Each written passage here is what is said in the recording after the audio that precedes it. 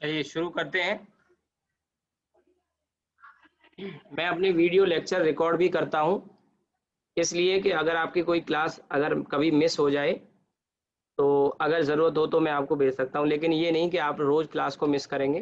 हाँ, कभी कोई इमरजेंसी होती है, आप किसी फंक्शन में चले गए, तबीयत खराब हो गई, तो आप मांगोगे तो आपको वीडियो मिल जाएंगे, आप देख सकते हैं अगर इनकेस क्लास मिस हो जाती है।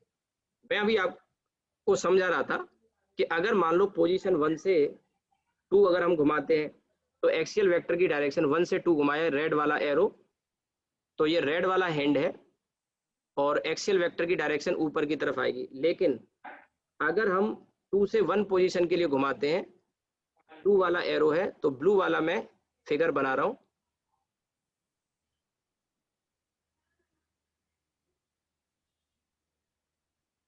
और ये इस तरह से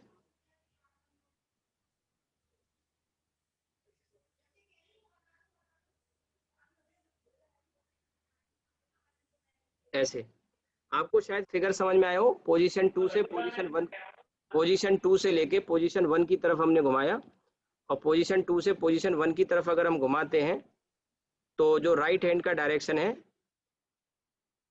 थंब का जो डायरेक्शन है, वो नीचे की तरफ पॉइंट करेगा, यानी एक्सियल वेक्टर की जो डायरेक्शन आएगी वो नीचे की तरफ आएगी। एक्सियल वेक्टर की डायरेक्शन नीचे की तरफ आएगी ऐसे। तो आप देखेंगे इस केस में जब दरवाजे को आप 2 पोजीशन से 1 की तरफ घुमाएंगे तो टॉर्क का डायरेक्शन नीचे की तरफ, ओमेगा का डायरेक्शन नीचे की तरफ, अल्फा का डायरेक्शन नीचे की तरफ, थीटा का डायरेक्शन नीचे की तरफ। अब दोनों फिगर में अंतर क्या है, आप देखिए ऊपर वाला जो रेड वाला हैंड है, ये आप रेड वाले हैंड की पीछे की साइड देख रहे हैं, और ये ब्लू वाले हैंड में आप सामने की साइड आपको हथेली दिखाई देगी अपनी, ये हाथ की लकीरें कहते हैं ना, ये हाथ की रेखाएं, तो ये आपको हथेली दिखाई दे रही है, उसमें हथेली दिखाई नहीं देगी रेड वाली में। आपको शायद समझ में आ गया होगा उंगलियों का डायरेक्शन। इसमें आप नाखून भी देख सकते हैं, ये जो इस वाले फिगर में जो नाखून मैंने बनाए ये आपको शायद विजिबल हो रहे हो। ये फ्रंट में ऐसे करके आएगा, अंगूठा नीचे की तरफ। ठीक है, समझ में आया एक्सियल वेक्टर? आई होप कि समझ में आया होगा। और इसके कुछ एग्जाम्पल आप ध्यान रखिए। तो हमें एक तो रोटेशन के सेंस के बारे में बताता है कि रोटेशन किस सेंस में हो रहा है। इसका एक दूसरा एग्जाम्पल भी आप देख सकते हैं, जैसे बोतल है, बोतल का ढक्कन आप ओपन करते हैं। मैं और एक एग्जाम्पल आपको देता हूं, एक सेकंड, किसी बच्चे ने शायद कोई मैसेज किया मे बी।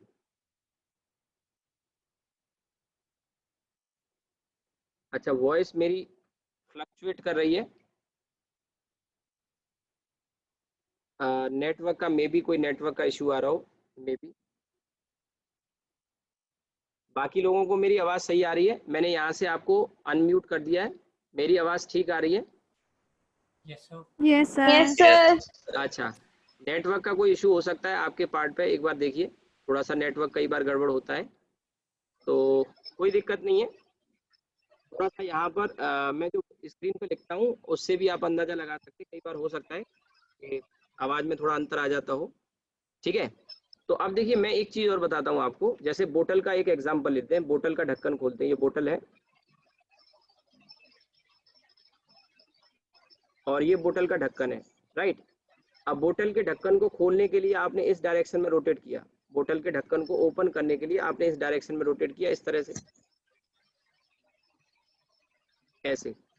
तो आप यहाँ पे जब बोतल के ढक्कन को खोलने के लिए उंगलियों से जब रोटेट करोगे तो ढक्कन ओपन होगा, तो एक्सियल वेक्टर की डायरेक्शन जानते हो किधर आएगी? ऊपर। जो टॉर्क आप दे रहे हो ना इसको ढक्कन को घुमाने के लिए, जो टॉर्क दे रहे हैं, तो एक्सेस यही हो जाएगी। बोतल के जो ढक्कन है ना, जो लिड है, उसके सेंटर से पास होने वाली ये जो लाइन मैंने खींची है, ब्लू वाली डॉटेड लाइन, ये एक्सिस ऑफ रोटेशन कहलाएगी। क्या कहलाएगी?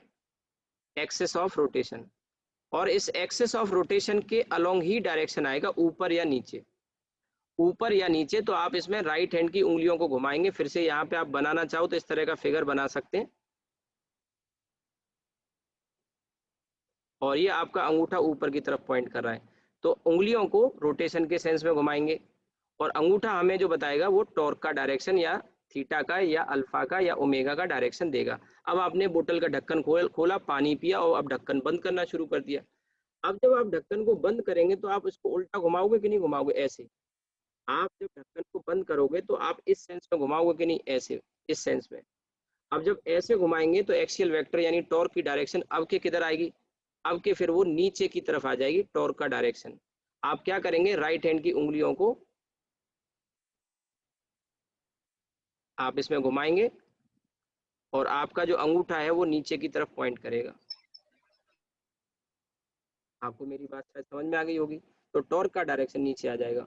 ठीक है, काम चलाऊ ड्राइंग बना लेता हूं मैं, थोड़ा सा समझ में आ रहा होगा, हाथ बहुत अच्छा तो नहीं बनाया मैंने, बट हाँ आपको थोड़ा सा समझ में आया होगा। ये है आपका इस तरह से एक्सियल वेक्टर। ठीक है, तो आप इसे नोट कर लो, और नोट करने में अगर आपको टाइम लग रहा है, ड्राइंग बनाने में अगर आपको लग रहा है कि मैं ड्राइंग बनाऊंगा टाइम लगेगा, तो बेहतर है आप इसका स्क्रीनशॉट लो। ठीक है, आप इसका स्क्रीनशॉट ले लो, बेस्ट वही है, और बाद में आप अपने नोट्स में इसको स्केच कर लेना। ठीक है, ये आपका हुआ एक्सियल वेक्टर। एक और वेक्टर बताता हूँ इसमें, पोलर, इंपॉर्टेंट नहीं है पर लिखा देता हूँ, तेरे फिगर अच्छा सा नहीं लगेगा। तो एक और है पोलर वेक्टर। कोई पूछता नहीं है पोलर वेक्टर क्या है। पोलर वेक्टर में क्या होता है कि या तो टेल या फिर हेड, कोई भी एक पॉइंट, या तो टेल या हेड फिक्स होता है, बाकी दूसरा पॉइंट फिक्स नहीं होता। उसको आप कम या ज्यादा कर सकते हैं, यानी हेड अगर फिक्स है तो टेल को आगे पीछे कर सकते हो, और अगर टेल फिक्स है तो हेड को आगे पीछे कर सकते हो। अब पोलर वेक्टर में अगर ज्यादा से ज्यादा आपसे कुछ पूछा गया तो वो ये पूछा जाएगा कि पोलर वेक्टर का इनमें से एग्जाम्पल क्या है। तो 4-5 नाम बता रहा हूँ, जाने पहचाने नाम है, जैसे डिस्प्लेसमेंट पोलर वेक्टर का एग्जाम्पल है, वेलोसिटी पोलर वेक्टर का एग्जाम्पल है, एक्सेलरेशन पोलर वेक्टर का एग्जाम्पल है, मैं लिखा दूंगा आप सुनो पहले मेरी बात को, और मोमेंटम पोलर वेक्टर का एग्जाम्पल है, फोर्स पोलर वेक्टर का एग्जाम्पल है। ये 4-5 नाम आप ध्यान रख सकते हैं पोलर वेक्टर में। ठीक है, तो चलिए हम आगे कंटिन्यू करते हैं इसको। पोलर वेक्टर में पहले तो मैं यहाँ इसकी डेफिनेशन लिखाऊं कि पोलर वेक्टर है क्या, तो आप यहाँ लिख सकते हैं, a vector whose either tail और हेड। हेड को आप पॉइंट ऑफ एप्लीकेशन भी कह सकते हो, जहां जैसे किसी ब्लॉक पे आपने फोर्स लगाया, जैसे मान लीजिए एक ब्लॉक यहाँ रखा हुआ है, तो इस पे आपने एक फोर्स लगाया, ये फोर्स है एफ, तो हेड यहाँ लगा हुआ है ना ब्लॉक से, तो इसे हम पॉइंट ऑफ एप्लीकेशन कहते हैं। हेड को पॉइंट ऑफ एप्लीकेशन बोल देते हैं। तो कई किताबों में अगर आप पढ़ोगे तो हो सकता है वहां पे हेड ना लिखा हो, तो पॉइंट ऑफ एप्लीकेशन लिखा होगा, यानी जहां अप्लाई कर रहे हैं, तो वहां जहां अप्लाई करेंगे उसे हेड की लोकेशन होगी, वही होता है। तो a vector whose either tail और हेड इज फिक्स। आइदर का है मैंने, ध्यान रहे, यानी कि कोई भी एक फिक्स होगा, दोनों नहीं। ठीक है, तो इसमें इसके एग्जाम्पल केवल याद रखो, मैंने पहले ही बोला ये ज़्यादा इम्पोर्टेंट नहीं है, बस आप एग्जाम्पल ध्यान रख सकते हैं, displacement, velocity, acceleration, force, momentum, ये 4-5 नाम आप याद रख सकते हो। ठीक है,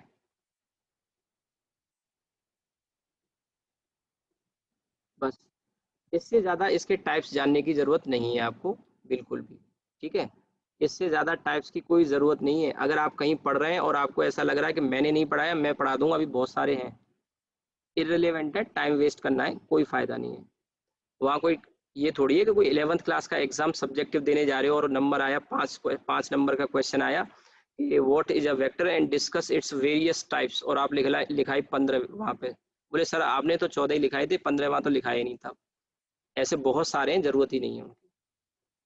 ठीक है, तो ये हो गए टाइप्स। अब इसके बाद हम आते हैं वेक्टर के बीच में एंगल कैसे निकालते हैं, दो वेक्टर के बीच में। जब ये समझ में आएगा ना, तब आपको ट्राइंगल लॉ और parallelogram law of vector addition use करना आएगा। ठीक है, तो चलिए हम आगे बढ़ते हैं, आपने नोट कर लिया होगा। और किसी को भी अगर कहीं भी एट एनी पॉइंट कोई चीज समझ में ना आए, आप अपनी तरफ से वहां से हैंड रेज करेंगे, यहाँ मुझे आपका नाम दिखाई देगा स्क्रीन पर। ठीक है, तो मैं यहाँ से आपको अलाउ कर दूंगा, म्यूट अनम्यूट कर दूंगा, अभी म्यूट कर रखा है क्योंकि पीछे आवाज आती है फिर आपके घर की, तो मैं आपको अनम्यूट करूंगा यहाँ से, तो फिर आप अपनी बात कह पाएंगे, मैं सुन पाऊंगा और आपको समझा पाऊंगा। ठीक है, मेरी आवाज अब आप तक आ रही होगी, लेकिन आप अगर कुछ बोलेंगे तो अभी आपकी वॉइस मुझ तक नहीं आएगी, क्योंकि मैंने यहाँ से म्यूट कर रखा है आपको। ठीक है, तो वही स्क्रीन पे एक बटन होता है मोर वाला, 3 डॉट बनी होंगी, मोर वाला बटन होगा स्क्रीन पे ही, 3 डॉट होंगी ऐसी, इस पर क्लिक करोगे तो उस पर एक ऑप्शन आ जाएगा रेज हैंड। आप रेज हैंड पे क्लिक करेंगे तो आपका नाम यहाँ स्क्रीन पर मुझे दिखाई देगा, तो मैं यहाँ से अनम्यूट करूंगा, तो फिर आप अपना क्वेश्चन पूछ सकते हैं। ठीक है, चलिए आगे बढ़ते हैं। टाइप्स तो ये कंप्लीट हो गए, काफी कुछ बताया मैंने इसमें। अब आते हैं हम angle between two vectors. Angle between two vectors. अब देखिए नॉर्मल दो लाइन के बीच में जो एंगल होता है वैसा नहीं है यहाँ पर, यहाँ कहानी थोड़ा अलग है। और इसको अगर समझ लोगे तो फायदे में रहोगे, क्योंकि कई बच्चों को एंगल को लेके कंफ्यूजन रहता है और वो कंफ्यूजन फिर आगे दिक्कत करता है। क्योंकि अगर एंगल आपने सही से नहीं लिया तो एंगल की वैल्यू आप गलत लिखोगे, उससे फिर आपका पूरा आंसर ही चेंज हो जाएगा। तो दो बातें हैं, दोनों में से कोई भी एक बात को आप ध्यान रख सकते हैं।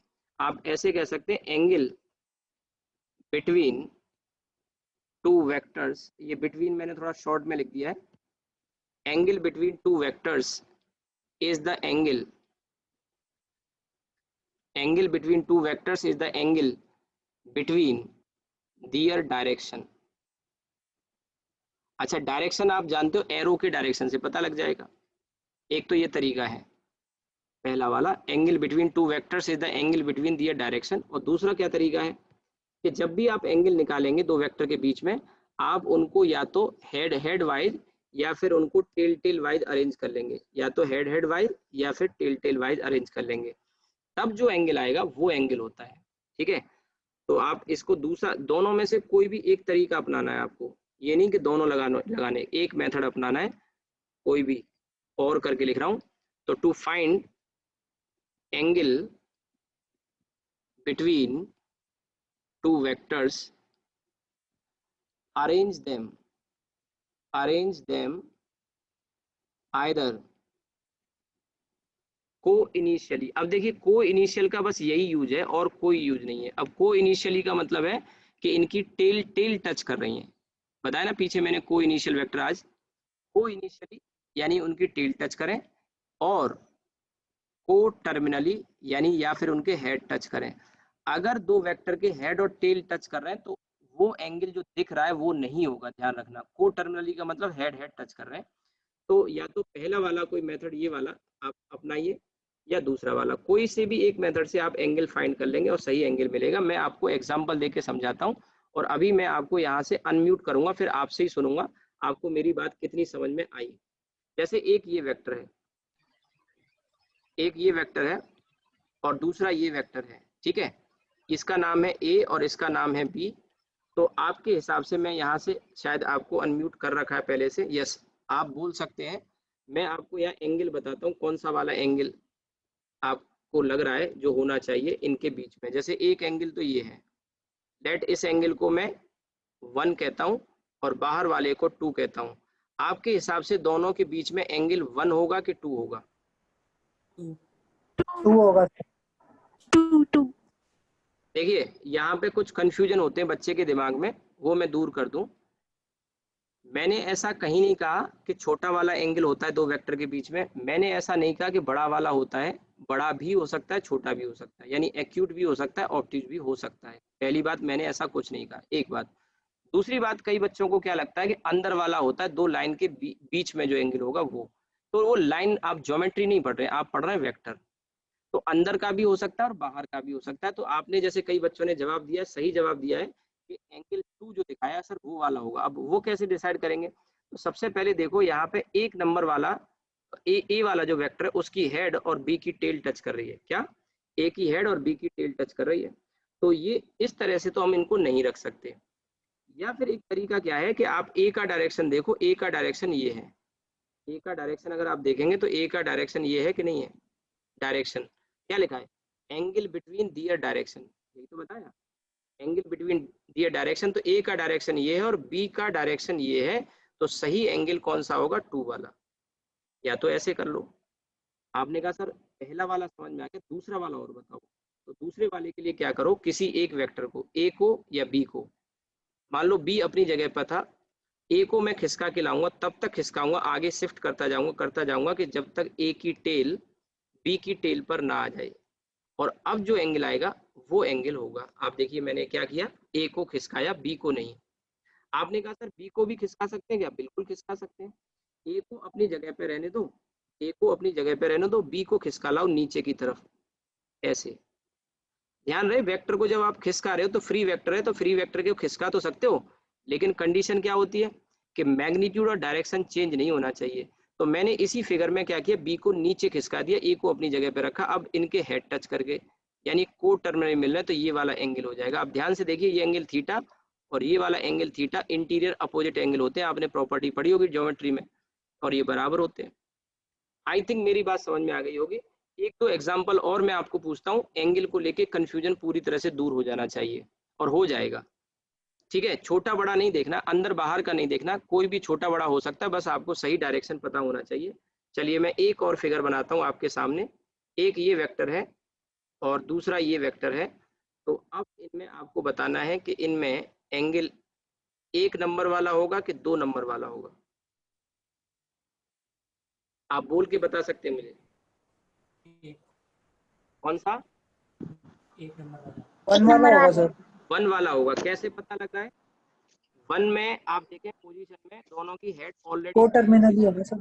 दोनों की हेड पहले से मिली हुई है, दोनों की हेड मिली हुई है। तो मैंने कहा ना, एंगल फाइंड करने के लिए उन वेक्टर को या तो को इनिशियली या को टर्मिनली मिला लें, तो 1 नंबर वाला एंगल ही इन दोनों के बीच में आएगा, 2 नंबर वाला नहीं। और वैसे अगर आप डायरेक्शन देखना चाहो तो डायरेक्शन तो ऑलरेडी ठीक है, फिर भी अगर आप करना चाहो तो ऐसे करो।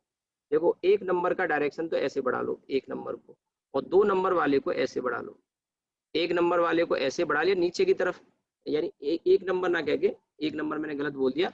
इसका नाम मान लो ए वेक्टर है, तो ए को तो मैंने ऐसे खिसका लिया, या इसका डायरेक्शन ए का, और बी वाला ये था, बी को आगे खिसका लिया, तो ये वाला एंगल आएगा डायरेक्शन के बीच में। So this is what theta, this is theta. एक और छोटा सा एग्जांपल ले लेते हैं, एक एग्जांपल और आप चाहें तो नोट कर सकते हैं। इसके बाद देखिए,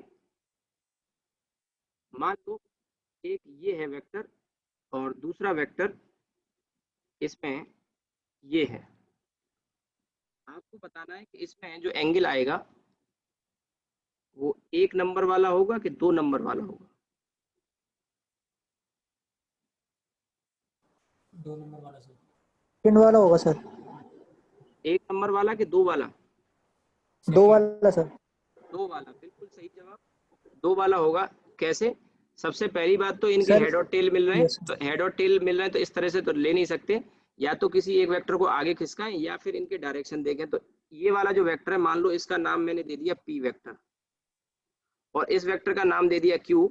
तो पी का जो डायरेक्शन है, आप देखेंगे पी का डायरेक्शन ये है और क्यू का डायरेक्शन नीचे की तरफ है, तो जो एंगल आएगा वो यही वाला सही आएगा, 2 नंबर वाला।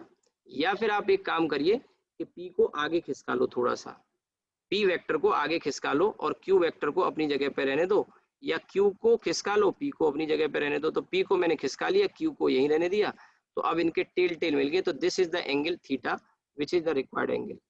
मेरे ख्याल से 2-3 एग्जाम्पल में आपको समझ में आ गया होगा, और ये काफी है एंगल को समझने के लिए। अब इसमें क्या है, आगे बढ़ेंगे तो हम पढ़ेंगे vector law of addition. Vector law of addition में वेक्टर को कैसे ऐड किया जाता है, इसके तरीके हैं 2, एक है ट्राइंगल लॉ और दूसरा है पैरेललोग्राम लॉ। कल हम पढ़ेंगे इसके बारे में। आई होप कि यहाँ तक आपको समझ में आया होगा, और इसी तरह से आपका धीरे धीरे कोर्स में आगे बढ़ाता जाऊंगा। आप टेंशन मत लेना कोर्स की, आप पढ़ाई की टेंशन लो, और पढ़ाई की टेंशन भी मत लो, पढ़ाई को एंजॉय करते हुए पढ़ो और उसको सीखो। फिजिक्स रटने का सब्जेक्ट नहीं है, अब तक आपने रटा है इसीलिए समझ में नहीं आया। अब अगर फिजिक्स को आप सीखोगे तो आपको एंजॉयबल सब्जेक्ट है, मजा आएगा पढ़ने में, और सीखोगे आपको कॉन्फिडेंस आएगा। आप यकीन मानिए 11th क्लास में ऐसे ऐसे बच्चे आए हैं कि जो कहीं पढ़ रहे हैं केमिस्ट्री बायो या मैथ्स पढ़ रहे हैं, उनको वहां दिक्कत हो रही है, लेकिन फिजिक्स मेडिकल के स्टूडेंट बता रहा हूँ, और बेहद कमजोर थे उनके बोर्ड में। मैंने नंबर देखे 10th क्लास में, उनके नंबर है 85%, कोई बहुत अच्छा स्कोर नहीं है, and they are enjoying physics और they are answering the questions, और वो कह भी रहेंगे सबसे अच्छी फिजिक्स ही समझ में आ रही है। आगे आएगी, आपको एंजॉय इसको पढ़ने में मजा आएगा और चीजें समझ में आएंगी। चलिए रुकते हैं, कोई डाउट हो आप फोन कर लेना, मैसेज कर सकते हैं अगर फोन नहीं कर सकते, बट जो भी प्रॉब्लम है उसको साथ ही साथ रिमूव करिए, पेंडिंग मत रखिए। कोई बुक्स की रिक्वायरमेंट है तो मैं आपको पीडीएफ में अवेलेबल करा सकता हूँ, अदरवाइज आपके पास जो भी बुक है पहले से यूज करें। सभी किताबें अच्छी होती हैं, पर ज्यादा किताबें नहीं पढ़नी है, कोई भी 1-2 किताब पकड़ लो। जैसे अगर पैकेज है एलन का, आकाश का, या जिस कोचिंग में आप पढ़े हो उस कोचिंग का पैकेज है, बस पकड़ लो, उसको थोरोली लगाओ। कोई भी किताब एक पकड़ लो, उसको थॉरोली लगाओ, डाउट पूछिए, आप मैसेज कर दिया करो, तुरंत आपको आंसर मिलेगा, सॉल्यूशन मिलेगा। नहीं समझ में आए फोन कर लिया कि सर इसका सॉल्यूशन थोड़ा सा बताइए, ये समझ में नहीं आ रहा है। ठीक है, चलिए रुकते हैं आज। और क्लास का टाइम समझ में आ गया। कल सुबह की क्लास नहीं करनी, परसों से आपका प्रिज्म शुरू होगा। आप परसों से कंटिन्यू कर सकते हैं, चाहो तो कल भी कर सकते हैं, लेंस के कुछ फॉर्मूले वगैरह बताऊंगा, नहीं तो परसों से तो आपको करनी ही करनी है। और ये क्लास का टाइम 7:30 ही रहेगा। ठीक है, आगे देखते हैं, अगर कोई दिक्कत आएगी तो चेंज कर लेंगे। चलिए रुकते हैं फिर यहाँ पे।